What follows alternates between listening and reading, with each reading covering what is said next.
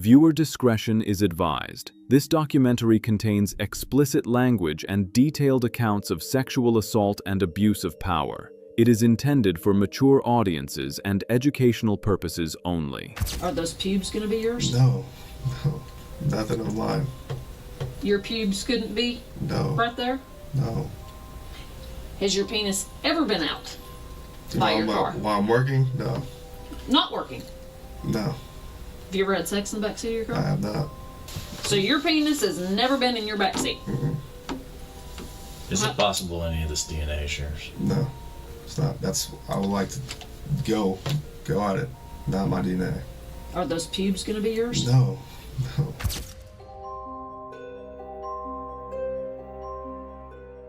In 2014, Oklahoma City police officer Daniel Holtzclaw was brought in for questioning by the Sex Crimes Unit. He was young, a former college football star, and just 3 years into his career as a cop. What unfolded in that interrogation room over the next 2+ hours would expose a pattern of predatory behavior that shocked the nation. This is that conversation. Welcome to our domain. Now, what's your first name? Daniel. Daniel. Okay. Hey, Daniel, just have a sit in here. Okay. And Would you like? you got a piss or anything? You can have a sit there. That's probably more I could hold it. I'm not a. I'm just. All right. I'm gonna run right on out. Whatever's more comfortable, man. Look up. That'll work.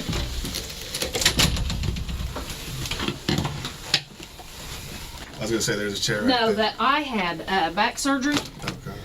a year ago. Rocky's coming. Let me get here yet. And I had a back fusion. Oh, this is about the only chair I can sit in. I don't Does know that what. help your back support? It does. Well, no, it gives. It's very giving. I'm turning this off because I don't want this bugging us. And not to be yucky, but it's low back where my back fusion is, and I can put my butt right there, so my tailbone's not getting extra pressure on it. I don't know. I can't sit in one of those. It'll kill me. Okay. All right. You have the right to remain silent. You understand that? Okay. Anything you say can and will be used against you in a court of law. Do you understand that? You have the right to talk to a lawyer and have him or her present with you while you're being questioned. You understand that? If you cannot afford to hire an attorney, one will be appointed to represent you before any questioning if you wish one. If you decide to make a statement, you may stop the interview at any time. Do you understand each of these rights I've explained to you? I do. Just write yes or I do or whatever. Having these rights in mind, do you wish to talk to me and us at this time without an attorney Yes. present? Okay, write yes right there. Read this out loud. I've read this statement of my rights and understand what my rights are. I am willing to make a statement answering questions at this time. I do not want an attorney present at this time. Understand and know that what I'm doing, no promises or threats may have been made to me, and no pressure or force of any kind has been used against me. Agree? Agree. Sign, print. That's too funny. I haven't met anybody else that writes left-handed. It kind of creates a problem when you're on a traffic stop, doesn't it? Because you're writing With the and ticket holding book. your ticket book in this hand and your gun hand doesn't bother you? Well, that's because you're huge. What's your commission number? 1782. I masturbate right and left. Does that work? I think I do that left-handed. Very good. Well, I am dominant. You are. Yes. The detectives quickly steer the conversation toward the incident that triggered Holtzclaw's summons. A woman had made a sexual misconduct complaint against an officer. The detectives don't name the victim, not yet. Instead, they let Holtzclaw talk. And talk he does, narrating what he claims was a routine traffic stop on Northeast 50th and Lincoln. Off the record, off the books, and completely undocumented. Okay, look, just like we talked in the car, you had said, and we told you that there was a traffic stop, Right. that somebody made some allegations against an officer. Right. They don't know the officer's name, none of that. And you said that you made a traffic stop after work, Yeah. but you didn't call it in. I didn't call it. Where was that? It was about Northeast 50th and Lincoln, just to the west. Okay. Tell me about that stop. I was going westbound on Northeast 50th, probably a block just east of Lincoln. I see a red Grand Prix or Grand Am in my right lane, in the outside lane. I'm in the inside lane. The car swerves, and so at the time I'm thinking, okay, it's probably a drunk person, or maybe got excited because they saw a cop. So I kind of fall behind it, kind of drifting just a little bit, not crossing lane lines, nothing crazy. So I lighted up. It was a black female. Asked for license and insurance. Stated that she didn't have insurance. Gave me an ID. At the time, I'm like, "Do you have a valid insurance or a valid license?" She said no. I told her, "I just got off work. I mean, what's the deal? You know, why are you swerving?" And she says, "I'm just trying to go home to Ann Arbor-ish on the northwest side to see your daughter," or something like that. So I asked, "Is there anything on board as far as the vehicle? Is it okay if I search your vehicle and whatnot?" She said, "The only thing that's inside there is a Kool-Aid cup." I'm like, "Is there anything inside of that Kool-Aid? Is there liquor or anything inside that Kool-Aid?" She's, "No." I'm like, "Okay, is there anything else inside there?" She says, "There's pills." I'm like, "Is that the only thing?" And then, so I said, "Can I have permission to search your car?" She said, "Yes." I go inside the car, I see a lot of pills. But, What kind of pills? I didn't really... Like scattered pills or in a bottle? She said it was pill? hydrocodone pills, but I just quickly looked at it, and I think I saw her name on the prescription bottle, so I didn't... Oh, so it was a bottle. Right. Okay. There were several bottles in her purse. And then, so at that time, I just returned back to her. It's like, okay, I saw your pills. I didn't see any alcohol. I sniffed the drink, didn't smell any alcohol in the Kool-Aid. I'm like, okay, I'm just off work. I'm tired. Get your license taken care of. Just mine. So she didn't have a driver's license? She didn't have a driver's license, and I was just like, go to DPS, Department of Public Safety on King, get that taken care of, and I cut her loose after that. Okay. Then where'd you go? I went straight home. Okay. Do you make traffic stops normally after work? I don't, but in that case, I saw her swerve and whatnot, so I mean, me, I don't. felt. After I get off work? I know, I mean, I know people, the last thing I want cops is say a that is DUI. have a, you know, whatnot, to Right. have the vision, whatever, but I felt like I needed to make that traffic stop. Okay. How was she? Was she respectful? Was she She not? felt like she was nervous and whatnot, and I'm like, "Why are you nervous?" And she was even crying. I'm like, "Why are you crying? Why are you nervous? Whatnot?" And she's just like, I don't know. I'm just nervous because you're a cop and I got pulled over." Did you run her through Unit 800? I didn't. You didn't. So, did you run her on your MDT? No, I didn't. All my stuff as far as that, because I didn't even call it in and say it was a traffic stop. My computer was off and everything as well. Did you shut it off? I just shut it after off. work? Yeah, on the way on 50th, I turned it off right before the traffic stop, basically. Okay. Here is where the interrogation takes a sharp turn. The detectives already know what the victim told them. Now they listen closely as Holtzclaw describes the pat-down, his hands on her body, her shirt being lifted, questions about her bra. His version of events and hers are diametrically opposed, and the detectives aren't letting him off easy. They push on every detail. When you put her in your car, did you pat search her? When I came around, I was like, "Lift up your shirt. Is there anything on you? Anything as far as your waistband or anything like that?" She said no. And then I put her in the vehicle and went from there. Asked her everything. Did your hands go on her at all? I backhanded her on as far as the side. Where on her body? Tell me. You Her backhanded. waist, and the back portion. I didn't touch her butt or anything, but the back portion of the waist. And then she lifted it up like right here, and there's nothing. Did your hand go on her butt or anything? No, that's not what I'm saying. It was the hip, the side, not the butt section. What about right here? No, You didn't. no, I didn't. They can tuck a gun And right that's here. why I asked to lift it up. Oh, so she just kind of showed you Yeah, her belly? Right. She's saying that you made her lift up her shirt, and when she lifted up her shirt, she exposed her breasts. No. Did you ever see I asked her, "Is there anything inside your bra?" And she said no. So I was like, okay. And she said, "You want me to show you?" And that's all the time I said, no, you don't need to do that. She said do you want, she said she was doing this. When you said, "Is there anything inside your bra?" And she was going, "No, I don't have anything like that." Did she do that? Yeah, she did, but I didn't look or anything like that. Right. And then she was like, "Do you want me to show you?" I was like, no. She said when she said, "Do you want me to show you?" You said, "Yeah," and she went, No, I didn't. But could she have been, woo, flashing you? And now you don't want to tell me because you're afraid you're going to get in trouble? No. When I told her no, I said no. Then she didn't go, yeah, you know, because sometimes drunk girls are, Having a good time. and no. partying down. And let's face And it, I've already heard stories about officers people and want, whatnot. they so want I don't officers want- for I didn't want- hubbies so or I said whatever. no. And I said no. But you could have said no.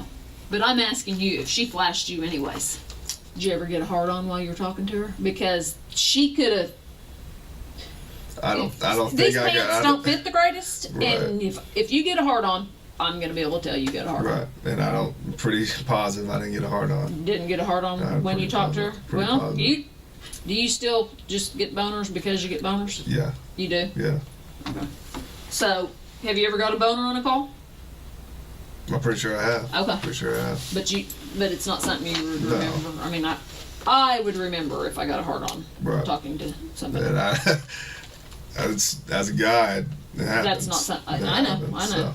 The detectives then drop a bombshell. CSI is processing Holtzclaw's patrol car. Forensic evidence, pubic hairs, has already been found in the backseat area. Watch closely now as the detectives present this information, and Holtzclaw's reaction begins to crack. Every denial is more desperate than the last. This is where the interview crosses from interrogation into something closer to collapse. CSI is processing your car right now. Right. And when we stepped out, they found some pubic hairs right in here. Could they be yours? No, that's not. I didn't pull my penis out. I didn't do anything right there. Did she? No. But do you think they could be? No, it's not. No. Nothing of mine. Your pubes couldn't be No. right there? No. Has your penis ever been out? By While your car? while I'm working? No. Not working. No. Have you ever had sex in the backseat of your I car? have not. Because, I mean, some people do. You know, I mean, I'm not saying forced sex, consensual sex. Right. So your penis has never been in your backseat. Is it possible any of this DNA shares? No. It's not. That's. I would like to go at it. Not my DNA. Are those pubes going to be yours? No. No. Are you worried about it? This whole situation I'm worried about. I mean, I've never been here, never been questioned,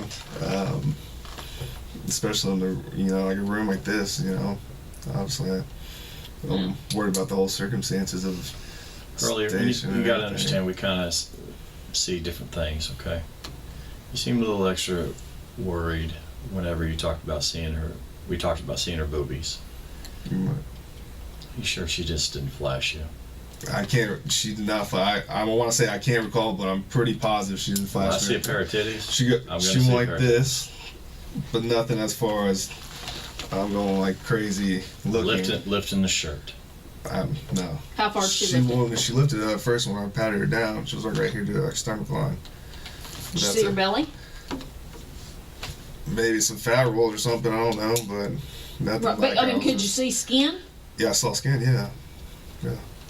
Well, she's older. Were tits hanging down and you saw the bottom of her tits? I don't know. I don't know. It's dark, I don't know. Up to this point, Holtzclaw believed only one woman had come forward.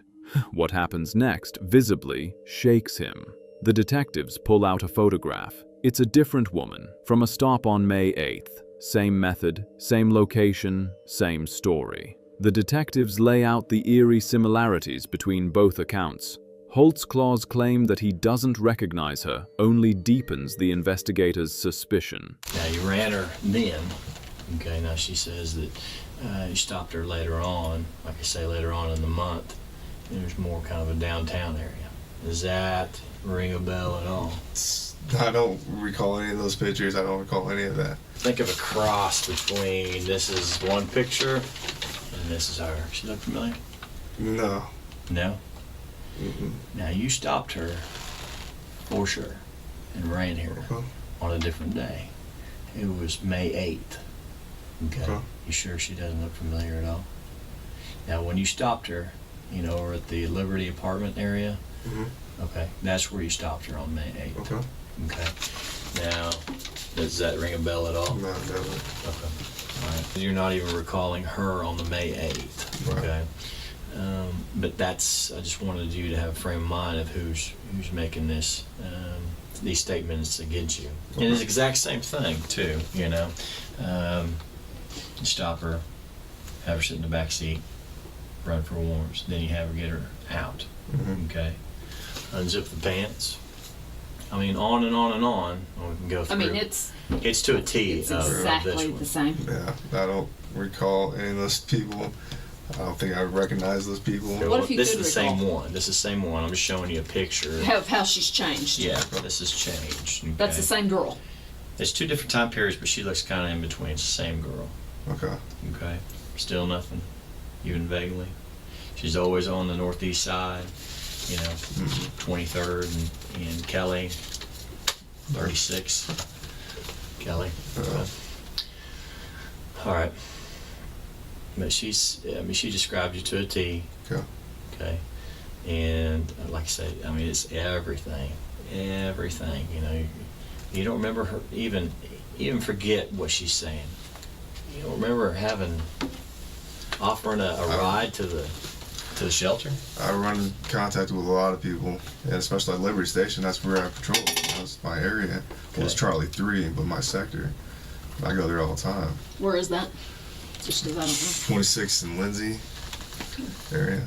So I don't bring anyone to the shelter. I don't. If I was asked, I would be like, find another way. We got a lapse of time here, so I'm kind of get a better handle on where the time went. You're talking about 15 minutes, Mm-hmm. no 800, no running on the computer. You shut it down, Mm-hmm.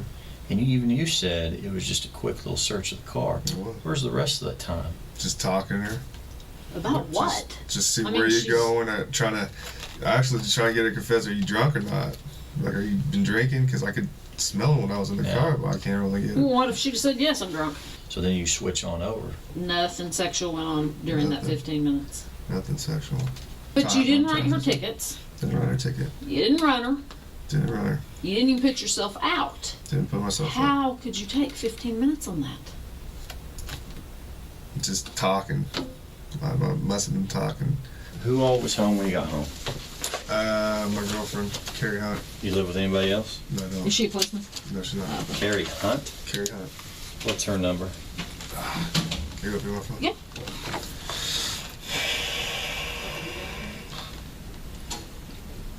As much as I don't want to get her involved. We're not going to tell her what's going on, but we are You going can to. tell her whatever you want to. Yeah, we're not going to. Her number is going to be 918. I just talked to Carrie. Okay. She said she was asleep when you got home and you did not try to have sex and you did not have sex. They try to have sex. She said you didn't. And I asked her, could you have been asleep? And you kind of, whoa, no. And she said no. You did not try to have sex. As much as I don't want to involve her, I tried to have sex with her and she was asleep. Carrie goes to sleep pretty early, about 9, 10 at the late. Okay, but she would know if you tried. I'm a woman. I know. And my husband comes home in the middle of the night and I'm like, are you kidding me? I've been asleep. You said you twirled around her vagina I did. and you put it in a little bit and then she said, I'm tired. No. I did. She would remember that to tell me. Shoot. Maybe. She said you did not try to have sex. And it's more personal because it's Carrie, but I did try to have sex with Carrie. I did.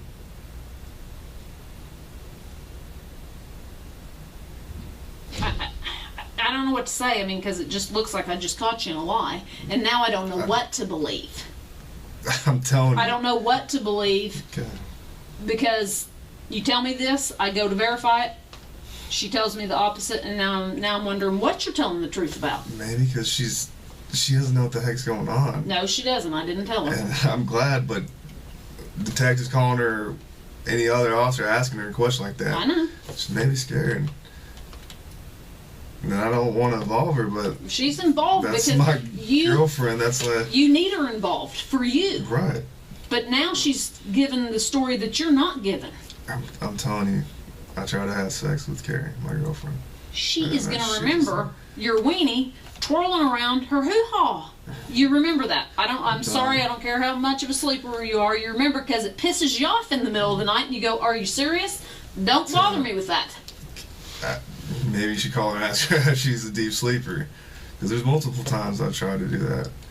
Multiple times we've had sex. Multiple times she has pushed me Well, off. you told me that you have sex every day, and she says you did not have sex today. We didn't have sex today. No.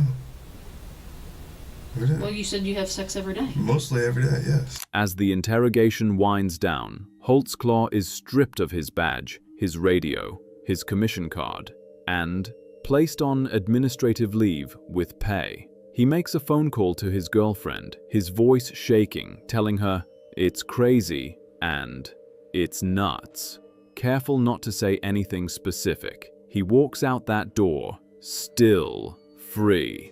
But the investigation is only beginning. I just this whole situation and just It's kind of scary. it is scary, and I don't want my rep to be. Everything's about in law enforcement. I'm 3 years on. I know that, but everything's about your rep, Absolutely. and I don't want this to fall on my rep. I understand. So Why would she make? Because when a woman says something like this, and they go through a sane exam, and they get, you didn't give her a ticket, so she's not getting out of a ticket. You didn't arrest her, because we get those when they go to jail. I've been raped, and have to work those stupid things Right. because they think they're going to get out of jail. right. Why in the world would she make this up? I don't know. She was cooperative. She was nervous, like I said earlier, crying. I told her I'm not worried about no state driver's license. I wasn't making. She said she was crying. Yeah, and I don't. You know, at times as an officer, you might make a threat to be like, "Oh, I'm gonna take you to jail."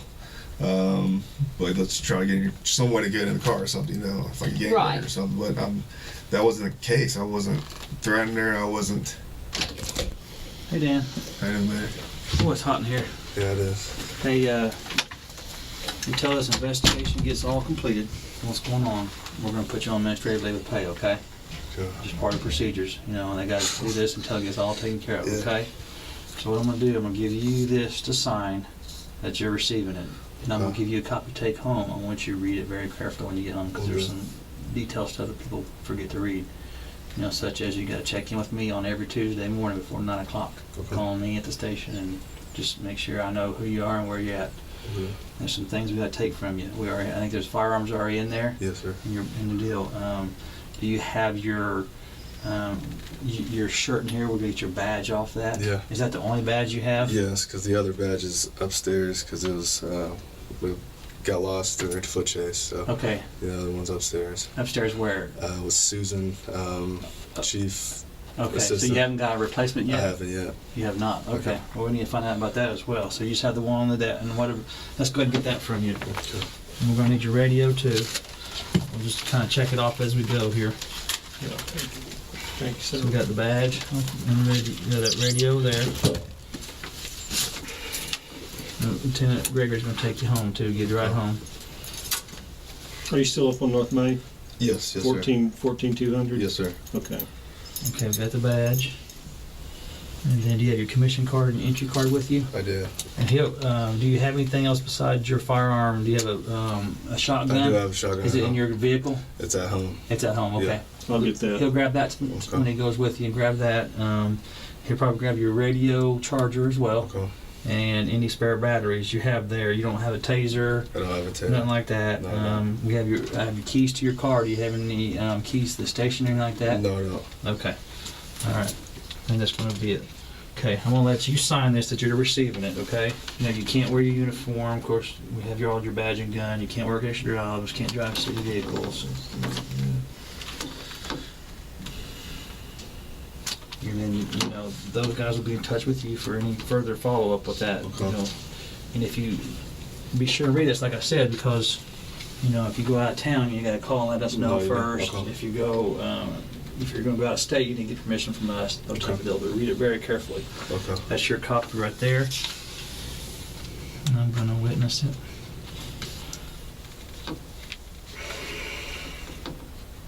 Hey, baby. Babe. I need to I need to tell you what's going on. It's crazy. I said when I'm basically on my way home, and I'd like to talk to you. What's going on? It's crazy. Yeah, give me. They gotta give me a ride. So I don't know, probably like 10, 15 minutes. So I get 15. Yeah, around there. I don't know, 15, 20, 30 minutes around there.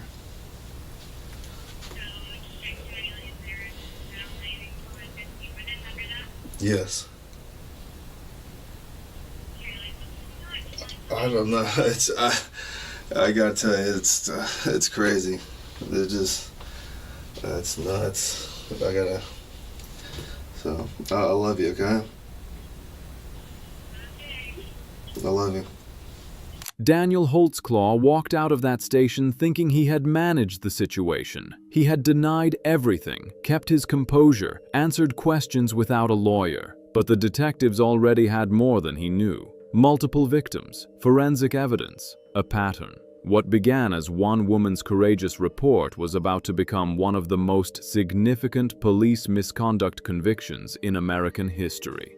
Daniel Holtzclaw was charged with 36 counts of rape, sexual battery, forcible oral sodomy, and other offenses against 13 women, all black women he encountered on patrol in lower-income neighborhoods on the northeast side of Oklahoma City. He exploited his badge, knowing his victims had outstanding warrants, drug records, or prior arrests, making it less likely they would be believed or would come forward. In December 2015, after an 8-week trial, a jury convicted him on 18 of 36 counts.